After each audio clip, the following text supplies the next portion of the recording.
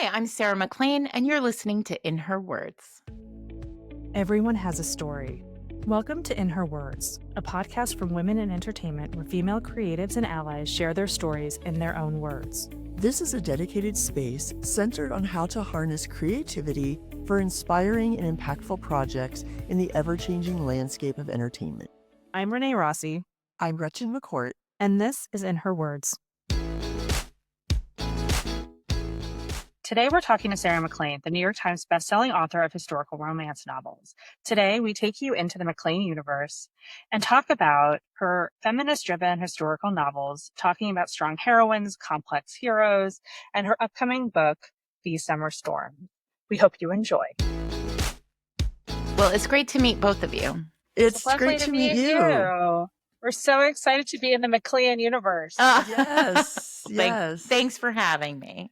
Yes, and we had so much fun researching and looking at all of your, especially your titles. That's one of my questions I'll get into in a minute, but you just seem to have so much fun with your genre, with your books, with your readers, and we'd love to just kind of hear how that all came about and how you took this very kind of different approach to romance and the genre that you seem to have so much fun with. Yeah, I mean, I have a podcast, and every episode of the podcast, I introduce myself and I say, I'm Sarah MacLean. I read romance novels and I write them, and that's a really intentional choice to talk about it in that order because I have been reading romance novels since I was 10 or 11 years old. Did you have to sneak them? No, except they belonged to my older sister, so I had to sneak them in the sense that she didn't want me touching her stuff. Oh, okay.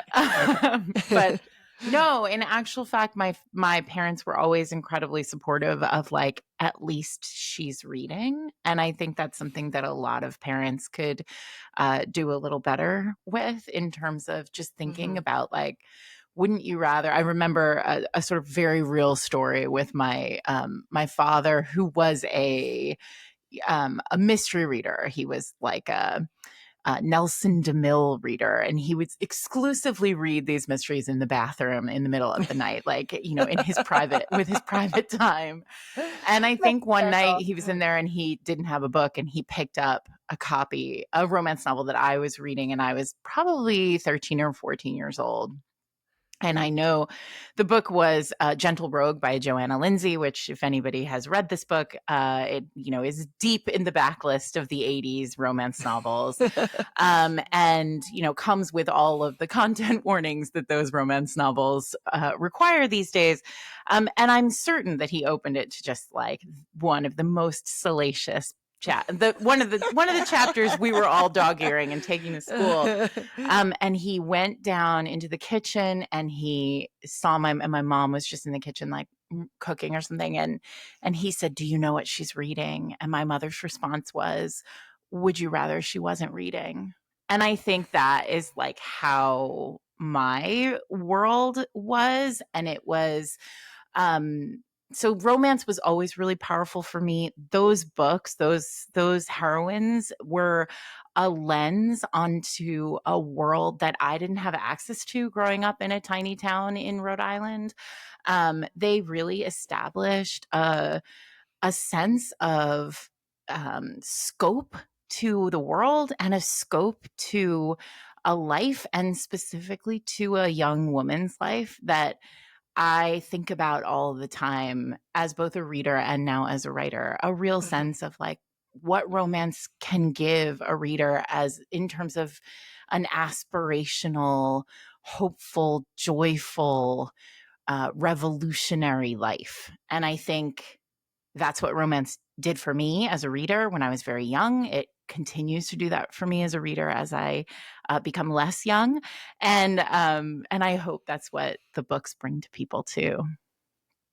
Sarah, what's your favorite type of romance? Like, is it historical romance? Is it, like, are you, like, you know, like, Pride and Prejudice level? Yeah. Like what's your Well, I started with historical romance, and that's why I write historical romance, because I love I Yeah. love the breathlessness of it. I love the like beautiful dresses. I love the extra that all of the characters in historicals can be. I think contemporary romance requires us to tighten the reins a little bit and be a little less Yeah. extra, which is not my, that is not, I grew up, wanting every hero to have, enormous feelings, every heroine to have an enormous, like, massive life. And so those books for sure were my first, loves. And then, romance now has just expanded so magnificently.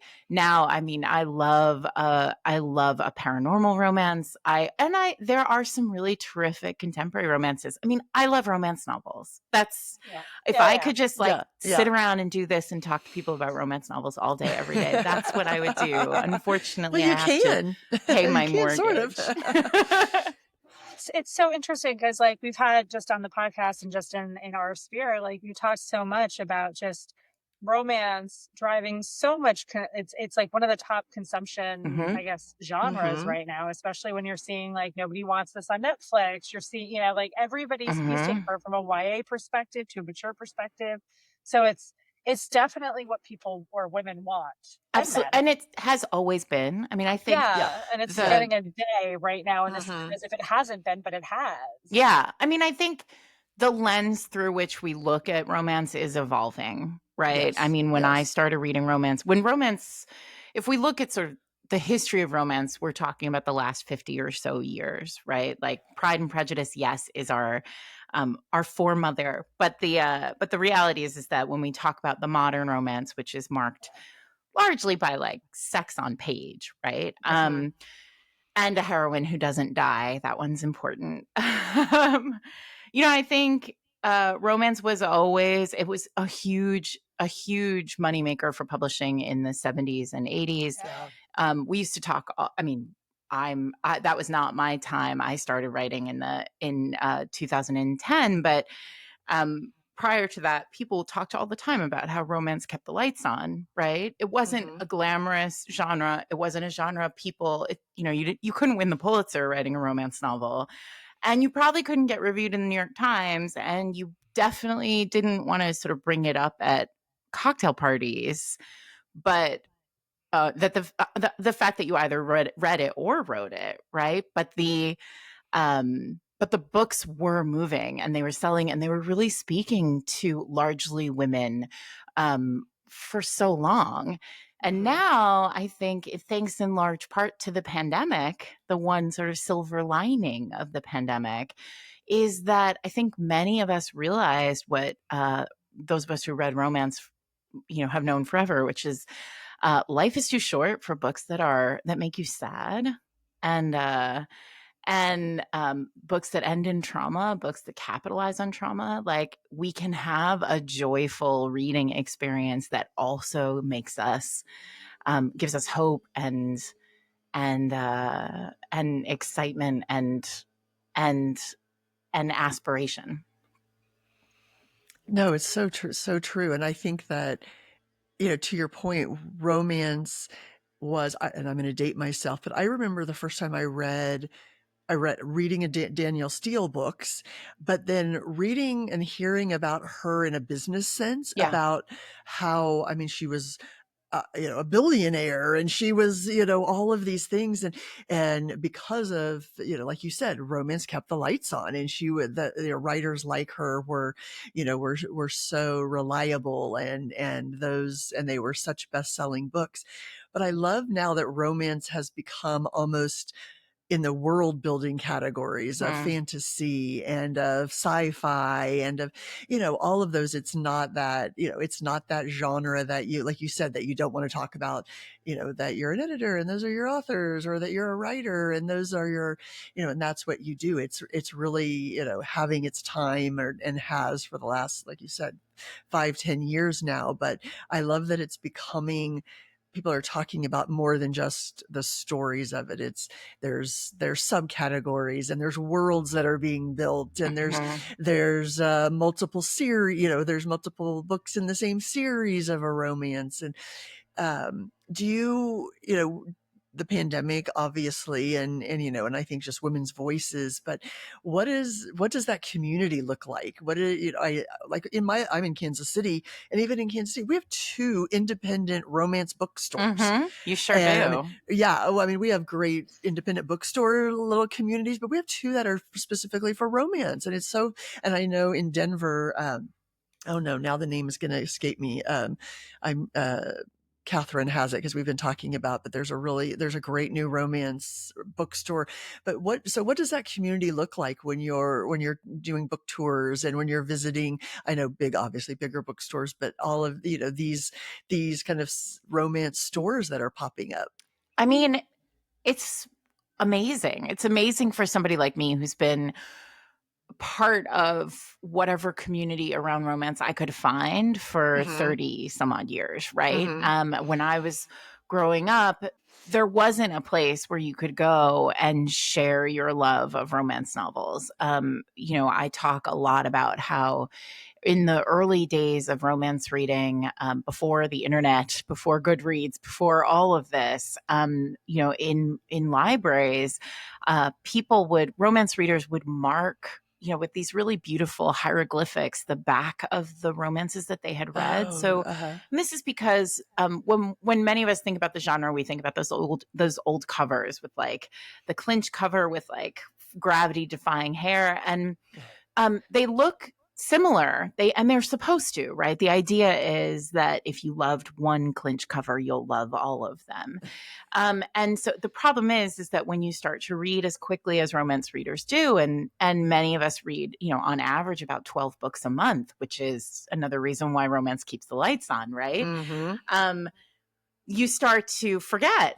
I've read, I've read, 20 Sarah MacLean novels, and I don't know which one, or I've read 15 of them and I don't know which one I haven't read. And so readers in the back of these books would write, they would mark, with their own, circle or like a little square or like a pencil mark, just to make sure that they didn't repeat themselves, right? And then they would add in my library an exclamation point at the bottom of the back page if they loved it. And so it was like Goodreads, Oh, I love that. beta. Yeah. Is that true? 18 books is an average a month? 12 books a month is 12 what books a I've month? always, on average, 12 books a month. That is So, crazy. That's um, amazing. and I mean, some of us read a book a day, right? Like I start a book a Like, of day. course. And Yeah. and I think that, so there's that, right? There was this constant sense, like even in the early days, we were all looking for community. And Mm-hmm. that's in part because that's what the books are about. We talk almost all the time about it just, it being about the love story. But like in these books, characters find community. They find a community that accepts them, that loves them, that cares for them, that honors them, and they find a space where they can live out loud, right? And therefore love themselves and be loved, right? So these are all things that come together. And we know this as humans, right? That community is a piece of this broader story of love.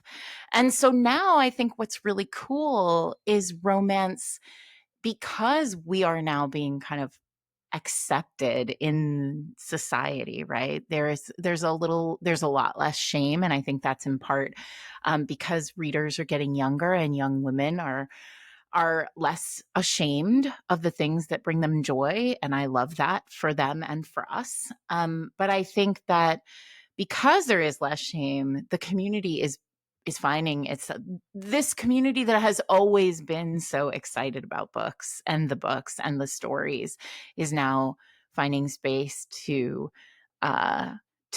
share that joy together. And I think the bookstores are becoming these really magnificent third spaces, which, if you read anything right now about the problems with the United States, like one of the big problems is we don't have enough third spaces where people can be together outside of home and work and share and learn and grow and know each other. And I think bookstores are that. And I think romance bookstores are a really particular, fun, unique way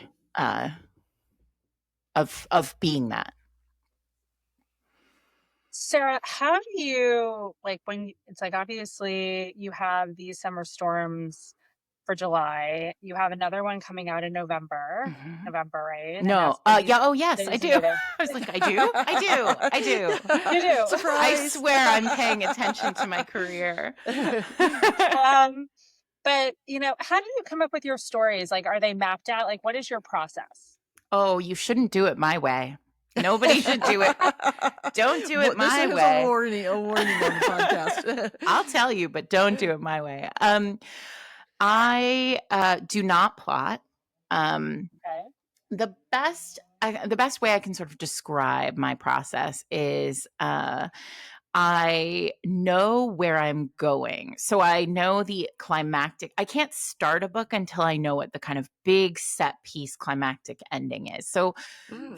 one of the hallmarks of my romances and my books in general is there is always kind of like a big moment at the end, and sometimes that's like explosive and action, has lots of action. Sometimes it's big feelings.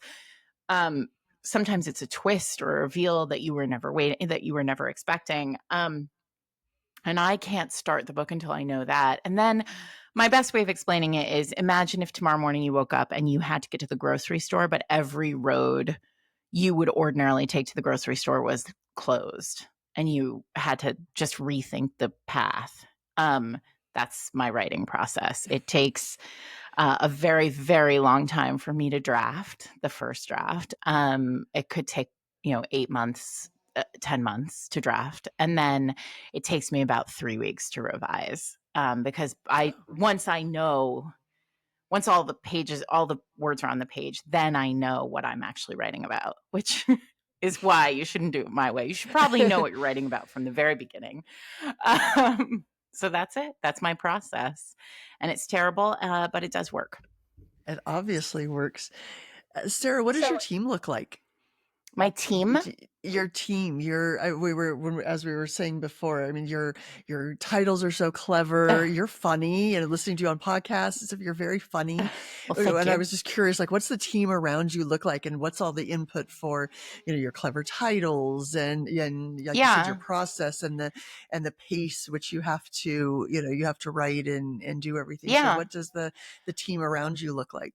Well, writing is a very solitary job, and I am not, you could probably tell, I'm not an introvert. I am the worst kind of writer in that I am like an active extrovert I like actually hate the process of sitting quietly in a room and working. So my team is very, I really, I really cherish them.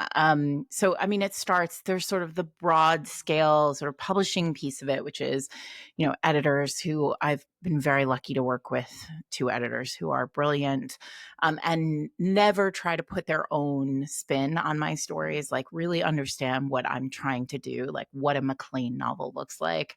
I have a incredible literary agent who is actually my 3rd agent. And I think, and I have loved all of my agents for different reasons, but this one is, again, somebody who like really understands what I want from the work and the art and the career, and helps me kind of is always there to sort of, because I'm also a really expansive person. Like if you ask me to do something, I'm going to say yes, because I'd rather have the experience and also see aforementioned I don't like to write. So I'm always happy to say yes to something else. And so Holly, my agent, is really good at making sure that there are boundaries and, are you sure that this is something that is going to get us ultimately to the goal, whatever that goal may be? I have a brilliant publicist, and I have, I'm very blessed that like I have a wonderful in-house team at all of my publishers. But when you say team, I mean, the first people that I think of are the people who are there at Zero State with the books. And that's, my good friends who are also writers. Writing is a really weird job. Most people, including my husband, who's been with me for the whole career, like don't really understand how it works. Right. And it's part magic and part work. And And I actually really hate to frame writing in any way related to like the muse or like anything magical, because I actually don't think I think that does a disservice to us as craftsmen. But I think you need people who understand the kind of weird little the things that do feel really magical about writing, and the challenge of the project. And for me, that is a group of writers who I have been friends with since the very beginning. um I joke, no new friends. It's like the same group from the start. Don't change anything. So, and then on top of it, it is also just the readers who are so, like I said before, romance readers are really voracious. They are community in themselves, and hearing from them is so valuable. It is a reminder always that the work has a capital W and not a small W. Mm-hmm. How has publishing changed since you started? I mean, it sounds like some of your team has stayed, but with self-publishing, with, obviously all of the digital options and things, what have you seen kind of on the business side of things? Yeah. Publishing is really, I mean, it's ever changing. If it's weird in the sense that it feels very slow, it because it's ink and paper, right? But it is constantly changing. And the only thing I do know is that the work doesn't change, which is try to write the very best book you can, right? That's the only thing I can control, is the actual words on the page. And I think that over time, I mean, when I started, my first publishing contract, there are no ebooks written into it. Like, we didn't have ebooks when I started. And I'm not that old. I mean, I've been writing for 15 years. When I first started, Borders still existed. Like, there are sort of some big things that have really evolved. I mean, ebooks have changed everything, right? Self-publishing has changed everything. And I think that the one thing that has happened is self-publishing has really challenged those of us who don't self-publish or don't self-publish frequently to think more carefully about the work and the way that it reflects the world around us. Self-published authors can write more quickly. And even what I mean by that is, even if they can't actually write more quickly, the process is faster, right? They're able to get a book to market much more quickly. So I think we're always in dialogue with each other. I think also self-publishing has given, or independently published authors have really given us all a sense of, their bravery and their risk-taking has, I hope, it certainly has inspired me to be more risky in the text and to take bigger swings in the text. And so I think the books are fundamentally, I don't think the books have changed. I don't think the work itself changes ever. But I think that, of course, the way the world looks at the books is changing, and that is good and bad. Because you forget that I think it's very easy for us I can go, 5 days without sitting down and working on a manuscript because I'm so busy, like creating content and, doing podcasts and feeling like I'm chasing, you have to be public, you have to be present, you have to have a relationship with your readers. And I want all of those things. But ultimately, if the book doesn't exist, if I'm not writing, there is nothing for me to have a relationship about. Right. And that's a big change. When I first started, there was no TikTok, there was no Instagram, there was no Facebook. It's wild how much it's changed. Yeah. Wild. So let's talk about the summer stories. These summer storms. I'm like having my mouth. So it comes out in July. Tell us a little bit, like, what is your favorite about this book? So this is a book that came to me during the pandemic. I was very lucky in that I grew up in Rhode Island. I live in New York City now, but I grew up in Rhode Island. And I have a friend there. And during the pandemic, Rhode Island enacted I don't know if you remember, but right at the very beginning of the pandemic, Rhode Island was like one of the ground zeros for Yeah. COVID. Yeah. And they enacted a law that basically said like no Airbnb for the summer, no vacation rentals, everything had to be locked down. Nobody basically from outside of Rhode Island could come and stay in Rhode Island during that sort of those very early months. And I had a friend, my family still lives in Rhode Island. And I had a friend who has a very small, lovely beach cottage. And I mean, a 5-minute walk to the beach. And she said, and my husband and my daughter and I were in our apartment in Brooklyn, honestly, just pulling our hair out. I mean, it was rough those early months. And my friend said, well, I can't rent it. So why don't you come and stay for the summer? And like I mean, a joy. That's amazing. I mean, my daughter actually the other day said, do you remember the first time we like got out of the car and we took our masks off in Rhode Island and like we could just be? And as you can remember during that time, like people got into a lot of things. People got into like sourdough bread and like, watercolor painting. And I became really obsessed with in this like beautiful place in Rhode Island. Rhode Island is split by a saltwater bay. And in the bay, there are these private islands. And I became really fascinated by like, what were these islands? Like who owned these islands? There's so much history there too. Yeah. Like just between the Kennedys and Newport and all the old money and all the new money and like in New England. And and I got really into these islands and I thought like, well, what would it look like? Like what would a family look like that lived on this island? And I really became fascinated. I think at the time, a lot of us were thinking about grief. Like we were having this sort of national or global grief and this kind of very clear sense of like, the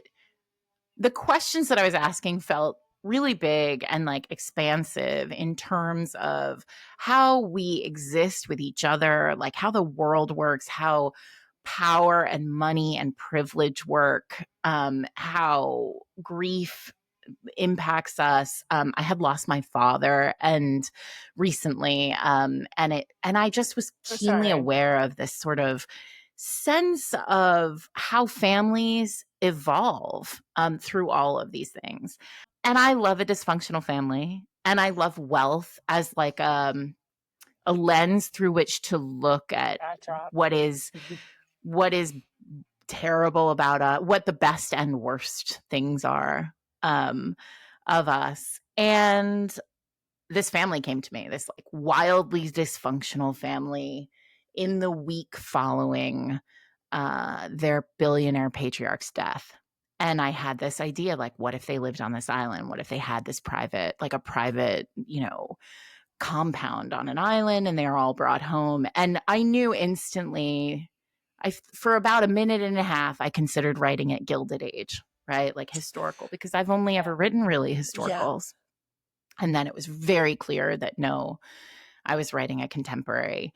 And so what it became was when I sat down, right, intending to write kind of a big commercial novel about a dysfunctional family and the, exiled daughter who's returned home to kind of reckon with all of this. And that is what I wrote, but I am Sarah MacLean, and so there is also a very strong romance that runs straight through the middle of it, and that happened right away. I mean, the moment she got on the train and a man sat down next to her, I was like, oh, and here is our hero. Here's to meet cute. Meet cute happen. Yeah. Exactly. And I already told you I actually don't plot. So what I knew the ending. I knew I knew what was going to happen in the last, say, 60 pages of the book, and that's all I knew. And so, it really was one of those moments where he sat down on page 2 next to her, and I was like, oh no, here we go. What are you doing here? And so it turns out that she does this exiled daughter does fall in love, or has a very misguided, but it all works out fine, one night stand with essentially the lieutenant who her father has left with the rules for an inheritance game. So the whole family is home. There are billions of dollars on the table, and they all have to compete to activate the inheritance. And that's these summer storms. A long-winded way of talking about it, but everyone's gonna love it. It's such a they're gonna love a very fun, amazing summer read. I'm so happy to hear you say that. I mean, all I want is for people I want to keep people up at night. And I think, for all of the ways that this book was born during the pandemic, I hope that it has all of that sort of dry humor, and I hope it will make you laugh and be exasperated. And I think also anybody who's ever been around a sibling, even if you don't have one, will hopefully appreciate that siblings are often terrible. Family dynamics at their best and worst. Exactly. They installed your buttons and they're going to push them until the end. So, right. Yeah. Well, Sarah, what, I don't even, we usually ask this question and it sounds silly, but I'm curious to know, do you, when you're not writing and you're not talking about writing, what do you watch and read, for pleasure? Do you read and watch outside of romance for kind of inspiration and pleasure? I do read. I obviously read a lot of romance novels. I host a podcast that is about romance, and so that requires a lot of reading. None of which feels like work, thankfully. I do not watch romance. I don't love a rom-com. I'm not I often, and that I think is because I think it's very difficult. Somebody once told me that one of the challenges with translating romance novels to film was that you can't film a feling. And I think that is very true. And so for me, I often just I never get as much feeling as I want. But I feel like right now we're in this golden age of scripted television. And right now I'm watching, I just finished The Studio on Apple TV, which is such a fun, it feels like every episode is just a perfect portrait, from an auteur. I'm really wild about the show Poker Face. I love anything. Yes. I love a procedural. And part of the reason why I love procedurals is because, well, I'm a genre writer, right? So we're sort of drawn to structure, I think, as craftsmen. And I love a procedural because I feel like if we know where the boundaries are, right? If it's, you've built me a phone booth, now I have to do ballet in it. And so I love anything where, there is 1 hour and we are going to watch her, we're going to watch her solve the mystery. And so I love anything. I love anything with a dysfunctional character. I love unlikable characters on film. So yeah, but I am those are great choices. I love Poker Face. Oh my God, Natasha Lyonne. Oh, she's terrific. She's so good. Do you ever want to write scripted television? I mean, I guess never say never. Again, it goes back to I would love to be in a writer's room. I think I don't know that I would be good at scripted television, again, because you can't film a feeling, right? Right. And I think my books, as big, as action plot focused as they still are, the core of them is very feeling focused. But wow, a writer's room really does sound terrific. Just being able to talk to other brilliant writers and think about a project on that scope would be really fun. The extrovert in you. Yeah. The extrovert writer. Yeah. Sarah, it's like we're run out of time, but it is so nice to meet you. We're so championing fun. you and your projects. Thank you so much. This has been really fun. Thank you for hosting me and for talking about the book. I'm really thrilled to meet you both. It was so nice meeting you, and we're excited to get it out to our community. They're really going to enjoy it. Thank you so much, Sarah. Take care. Thank you for listening to In Her Words. We hope you'll join us at womeninentertainment.com and go to our Substack for extended interviews and behind-the-scenes access.